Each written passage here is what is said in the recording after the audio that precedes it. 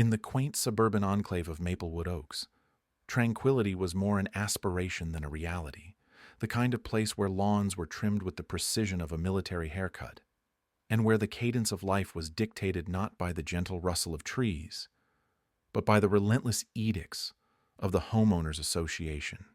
Karen, as she was known throughout the neighborhood, was more than just a name.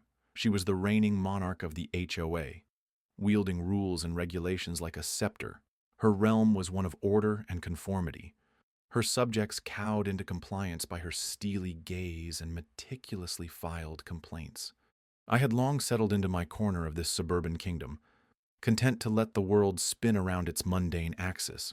My property was a humble patch of green, bordered by a weathered picket fence that leaned slightly to the left, much like myself, a sanctuary, free from the pretensions that clouded the neighborhood like a persistent fog. The morning they laid the cables, I had been tending to my garden, coaxing reluctant blooms from the soil with whispered encouragements. The rumble of machinery shattered my solitude. The ground trembled under the weight of progress.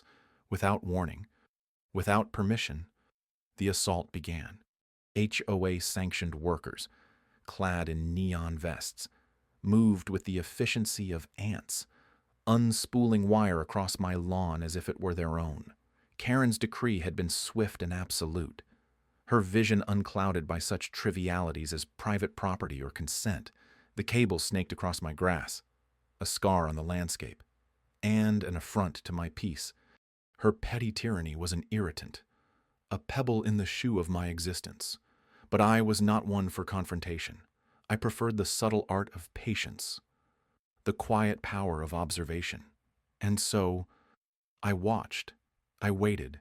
The irony of life is often sweet. A slow burn of justice that comes when least expected. Days turned to weeks. The sun arched across the sky in its inexorable journey. The cables remained, a testament to Karen's hubris, yet an opportunity in disguise. It was during one of those golden afternoons, when the world seemed suspended in a languid embrace, that the knock came. He was from Transcendent Networks, the largest competitor to the HOA's chosen provider. His eyes, sharp as the cut of his suit, swept across my yard with intent.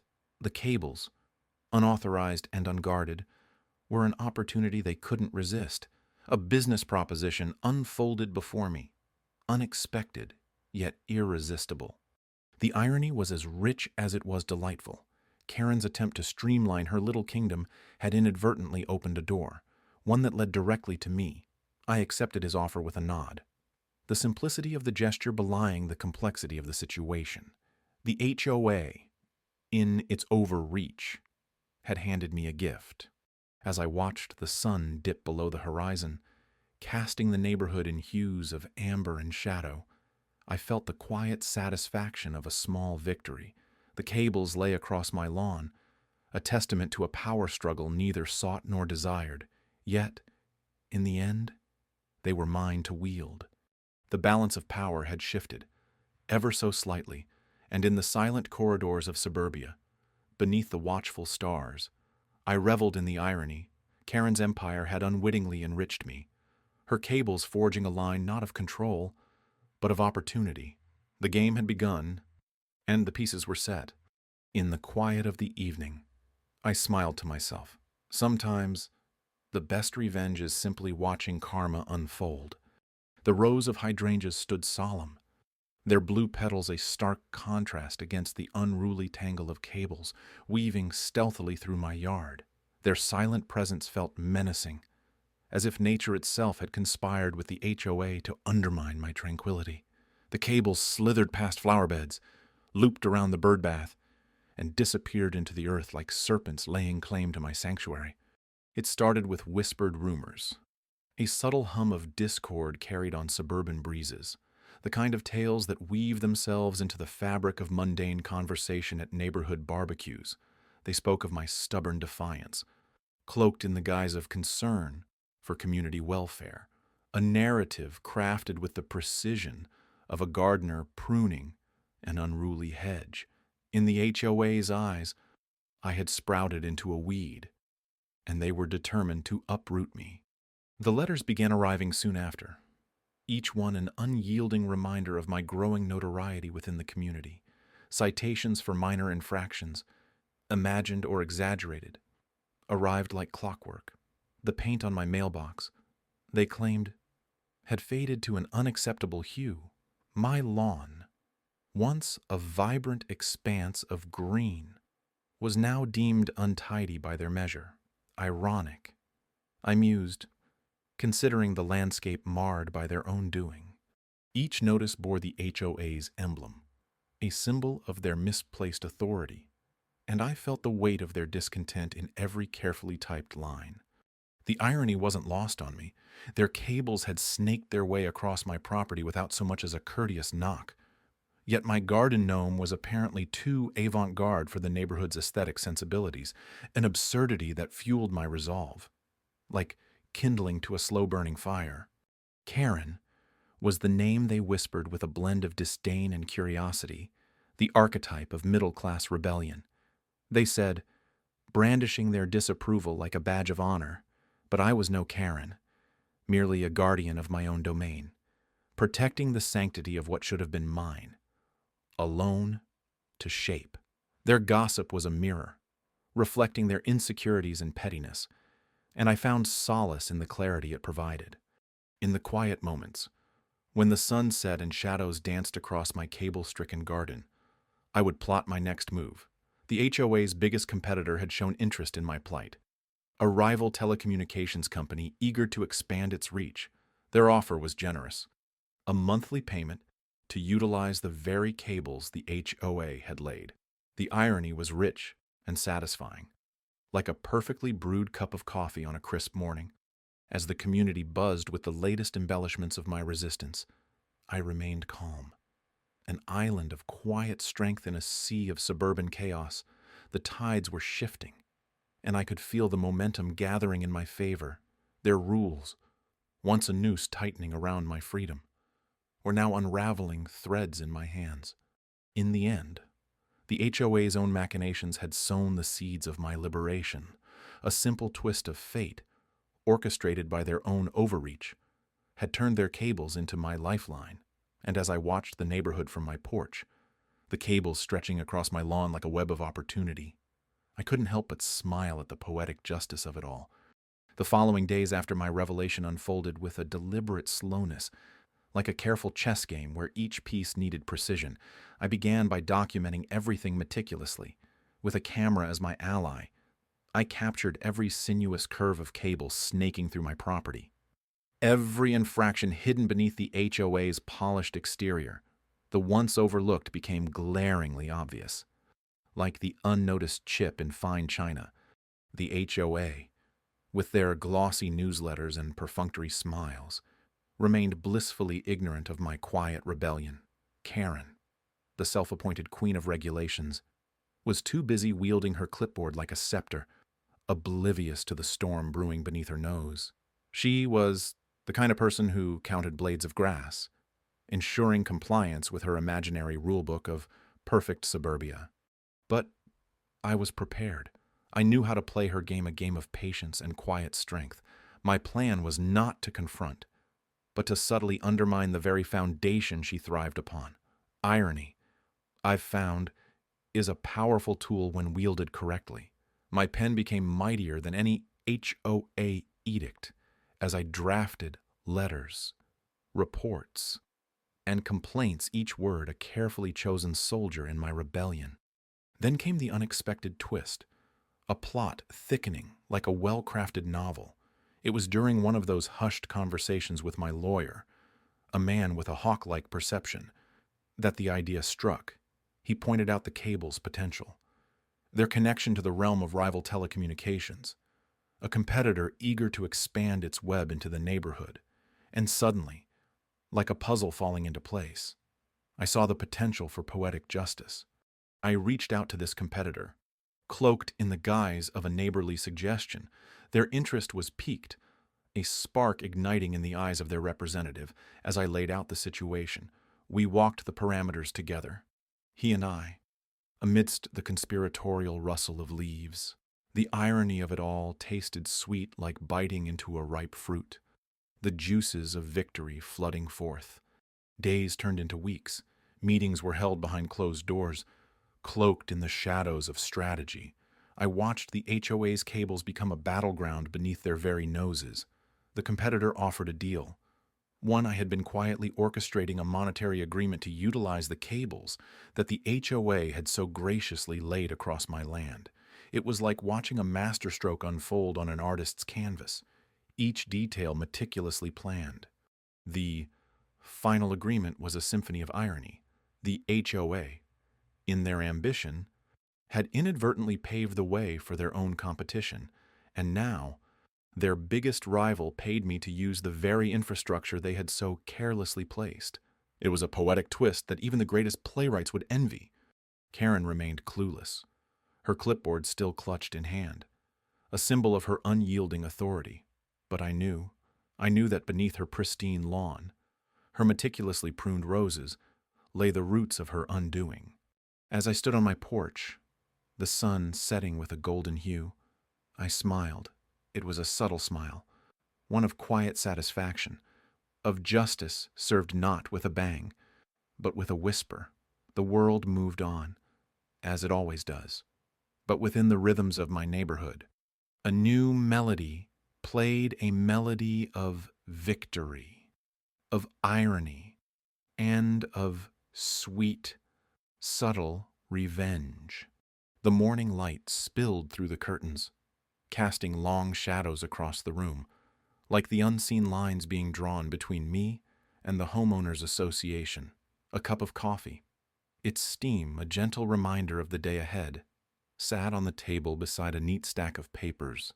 Legal papers, my quiet arsenal. The decision had been made in the stillness of the previous night, a clarity cutting through the fog of frustration. It was time to act, not with the loud, clanging cymbals of confrontation, but with the subtle strike of a well-placed pen.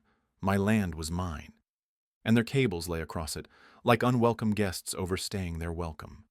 Weeks ago, when the cables first appeared, the audacity of it had been a shock, but shock gave way to resolve that had been tempered in the silent hours of morning coffee and late-night research.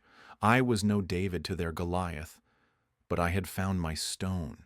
The biggest competitor of the HOA's pet cable company showed interest, a lifeline wrapped in a contract and a knowing smile. There was irony in it, a beautiful symmetry.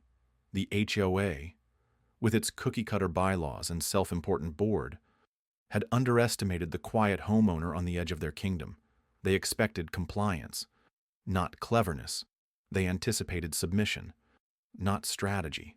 I signed the papers, each stroke of the pen a release of tension, and sealed them in an envelope. The weight of it was satisfying, a tangible promise of change. My guests would leave, albeit through a legal eviction, rather than an angry outburst.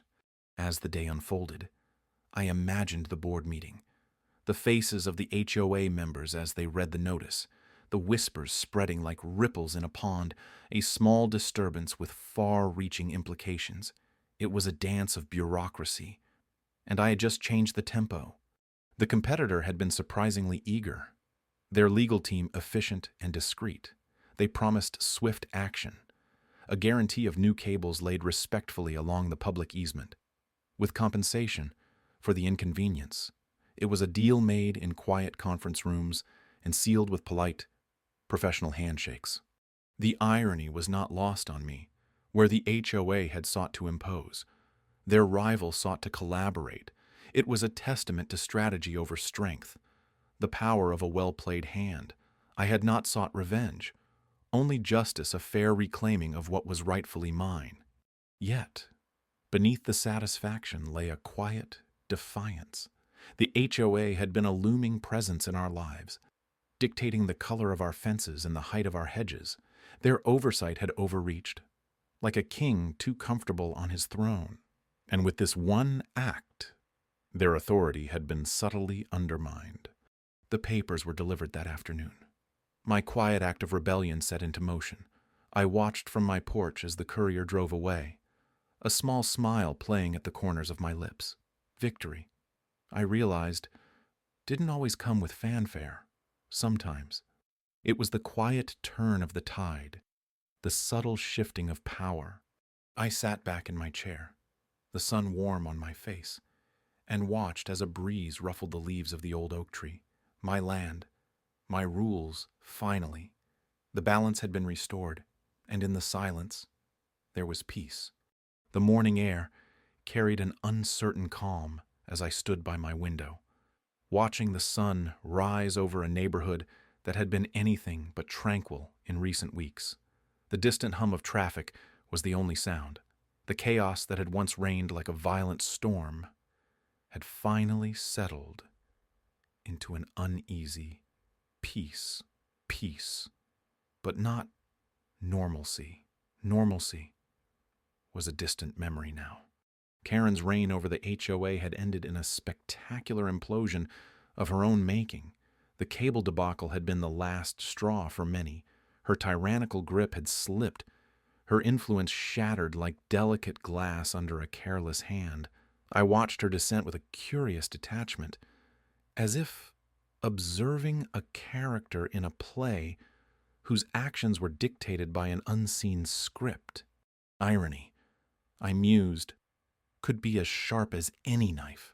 Karen, with her zeal for control and order, had unwittingly paved the way for a greater chaos than she could have imagined. The cable laid carelessly across my land, without so much as a polite inquiry, had become a lifeline. But not for the HOA. Their biggest competitor had been swift, decisive.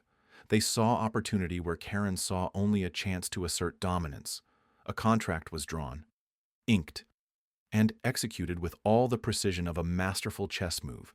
Now, they paid handsomely to use the very ground she had tried to commandeer. It was a strategic coup, one I had watched unfold with quiet satisfaction. Karen, the once feared monarch of the cul-de-sac, was now a footnote in our community's story. Her presence had diminished to the occasional wave from behind drawn blinds, a reluctant nod of acknowledgement. Her greatest adversary had not been me or the new cable company, but her own hubris. The neighborhood, once a tapestry of tension, had begun to weave itself anew. Conversations brimmed with a cautious hopefulness. The air was lighter, as if Karen's departure had lifted an unseen weight. Gardens bloomed with renewed vigor. Laughter spilled from open windows. The pungent scent of barbecue wafted lazily from backyard grills. Mingling with the crisp scent of fresh cut grass, life was returning, slowly but surely, to its rightful rhythm. In this new era, I found myself an unlikely hero, albeit a reluctant one. My role had been simple: to stand firm in my refusal to yield. I had become a symbol of resistance in a neighborhood that had once bowed too easily to authority. My actions spoke louder than any speech, resonating with those who had felt voiceless. Yet, my victory tasted bittersweet. Triumph had come at the cost of upheaval, a storm that had left its mark on all of us. I pondered the price of peace, the fine line between resistance and rebellion. My land, my principles, had been defended, but the scars of conflict lingered, hidden beneath the surface like roots beneath the soil. As I stepped out into the morning light, my heart heavy with reflection, I sensed the eyes of the neighborhood upon me. Some, I knew, saw me as a champion. Others, perhaps, as a reminder of a battle fought too fiercely. But the labels mattered little. What mattered was the lesson learned, the resilience found in adversity. The sun climbed higher, bathing the street in a golden glow. My steps, steady and unhurried, marked the path of a new beginning. In the quiet aftermath of Karen's fall, I walked with a purpose, not toward power, but toward understanding, toward a future where community triumphed over control, and where the roots of cooperation ran deeper than the scars of division. The day stretched ahead, full of possibility. As I reached the end of my driveway, I turned to look back at the place where it all began. The cables, now hidden from sight, remained a testament to unexpected alliances and the irony of fate. and with a final glance, I walked forward, leaving the past to settle into memory and embracing whatever lay beyond the horizon.